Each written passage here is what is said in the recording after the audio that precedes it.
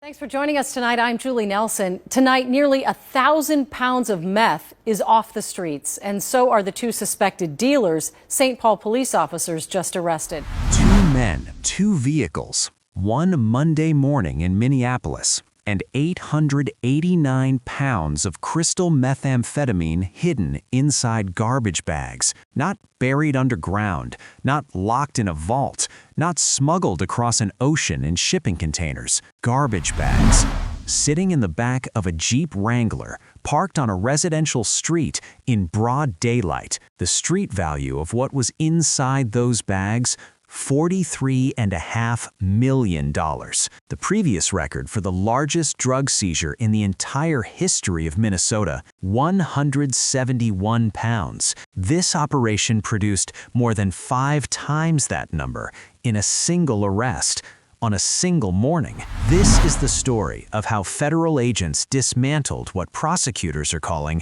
a cartel-level drug pipeline running directly through the heart of the American Midwest. And it started with one undercover cop making a purchase worth less than $12,000. July 2nd, 2025. Minneapolis, Minnesota. A narcotics officer working undercover inside local drug distribution networks made contact with a man named Guillermo Marcato Chaparo. The terms of the deal were simple: 1 pound of methamphetamine, $11,912, cash. The exchange happened in South Minneapolis. Product delivered, transaction completed. On paper, it looked like a routine controlled buy, the kind narcotics teams execute dozens of times every single month across the country. But this officer was not building a case against one street dealer. He was laying the groundwork for something far bigger, because Marcato Chaparo did not behave like a typical street-level distributor. His movement patterns were too deliberate. His connections ran deeper than any small-time operation.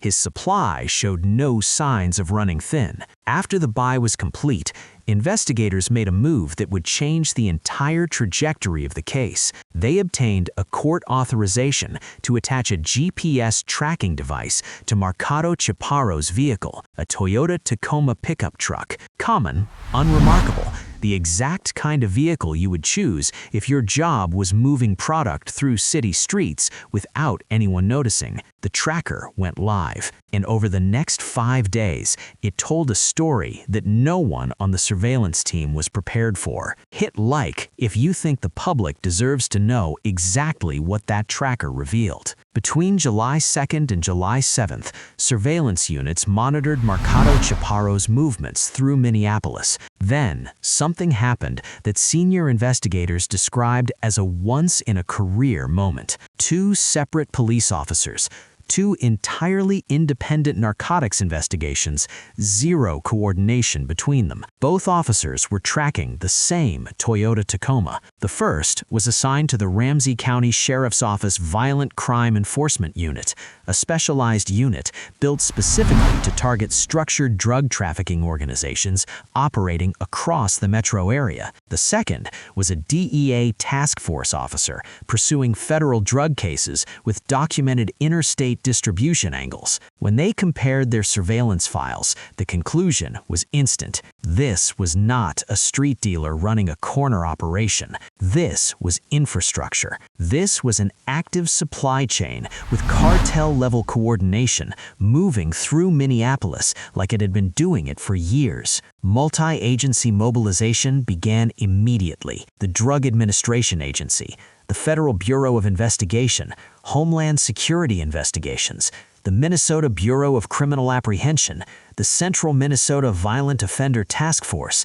the Minneapolis Police Department. 6 agencies, combined surveillance capability. Federal prosecutors pre-positioned for charging decisions the moment arrests were made. GPS data showed Marcato Chaparo running repeated circuits through South Minneapolis, stopping at locations consistent with active distribution, meeting with individuals, moving cargo in and out of his vehicle. The pattern was clean. The operation was live. Investigators estimated the seizure could reach 100 pounds, maybe 200 if they were fortunate, numbers that would represent a major enforcement win by any standard. They were wrong by a factor no one had calculated. Comment exposed if you already know where this is going. July 7th, 2025, Monday morning, 10:30 a.m. Surveillance units were positioned across South Minneapolis. Eyes on the Tacoma, eyes on Marcato Chaparo, waiting. The morning started like any other. Marcato Chaparo walked to his truck on a residential block.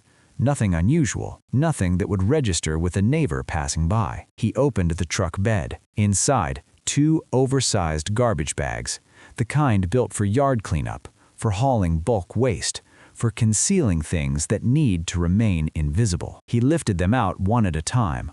Both were heavy, both were difficult to handle. He carried them to a Jeep Wrangler parked nearby and loaded them inside. A second man appeared, Joel Kasa Santiago, 46 years old, Minneapolis address on record. Federal prosecutors would later emphasize he had no verifiable ties to the local community. Kasa Santiago got behind the wheel of the Jeep. Marcato Chaparo returned to his Tacoma. Both vehicles pulled away in opposite directions. Surveillance teams split and followed both simultaneously. At the intersection of 31st Street and Cedar Avenue, officers executed the stop. Both men were found inside the Jeep when contact was made. Orders issued. A narcotics canine deployed. The dog hit immediately. No hesitation. The odor emanating from that vehicle was unmistakable to a trained detection animal. Both men out, hands visible. Both complied without resistance. Both placed under arrest. Officers opened the garbage bags. 251 pounds of crystal methamphetamine, packaged, ready for distribution, sitting in a cooler like it was produce on the way to a grocery store. But the Toyota Tacoma was still on the street, unoccupied, parked at the curb. Investigators obtained a search warrant.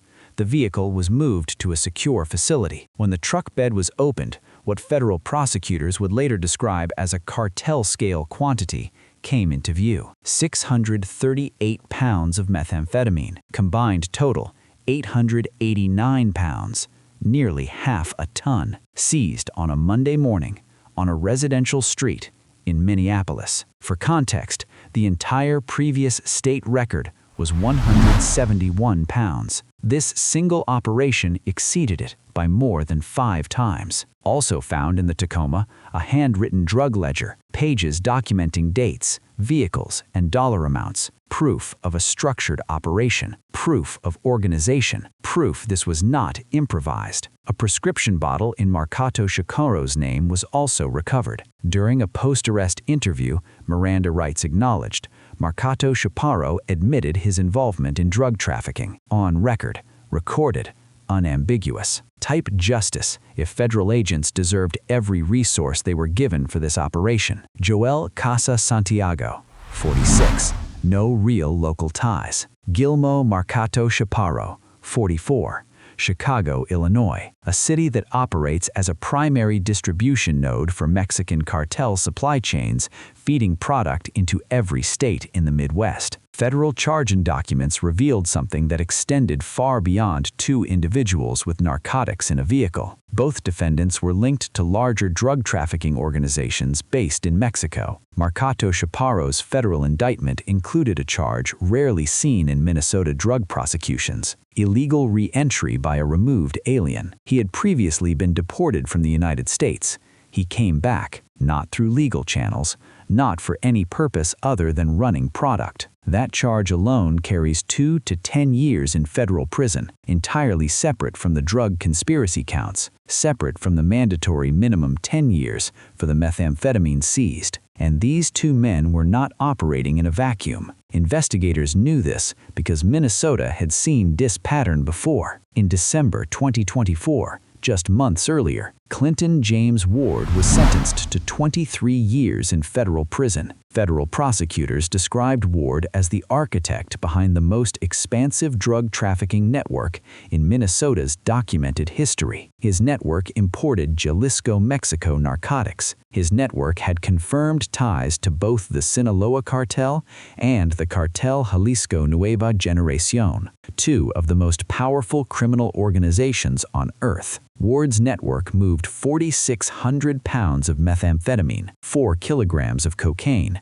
2 kilograms of fentanyl, 30,000 fentanyl pills, 45 firearms, $2.5 million in drug revenue. More than 50 people were charged. DEA Special Agent in Charge Stephen T. Bell stated publicly that Ward's operation left a trail of destruction across the state. When Ward went to prison, the pipeline did not close. It found new distributors, new vehicles, new routes, new operators who understood the value of ordinary-looking trucks and garbage bags and Monday mornings when people aren't paying attention. July 8th, St. Paul Police and Ramsey County Sheriff hold public press conferences. The numbers released to the public, staggering. The Ramsey County Sheriff's Office described it as potentially the largest methamphetamine seizure in state history. July 9th, state charges filed. Both men charged in Hennepin County Court. Bail set at $2 million each. July 17th, federal grand jury returns indictments. Acting United States Attorney Joseph H. Thompson announces federal prosecution. Charges: conspiracy to distribute methamphetamine under Title 21 U.S. Code 889 pounds in garbage bags on a residential street on a Monday morning. That is not a mistake made by a desperate man. That is confidence. The confidence of an operation that believed no one was watching. The confidence of a pipeline so established, so funded, so protected by distance and complexity that driving half a ton of poison through an American city felt routine. They were wrong, because somewhere in this city, an undercover officer was watching. 2 investigators compared notes and saw the same truck. A canine at 31st and Cedar didn't lie, and on that Monday morning, the routine ended. Joel Kasa Santiago and Guilmo Marcato Chaparo are in federal custody tonight. The drugs are off the street, but the pipeline that sent them here is still standing, still funded, still looking for the next driver, the next vehicle, the next Monday morning. This is not the end of the story. It is a warning inside a victory, and it only reached you because someone refused to look away. Don't look away either. Hit like, share this, subscribe, because the next chapter is already being written.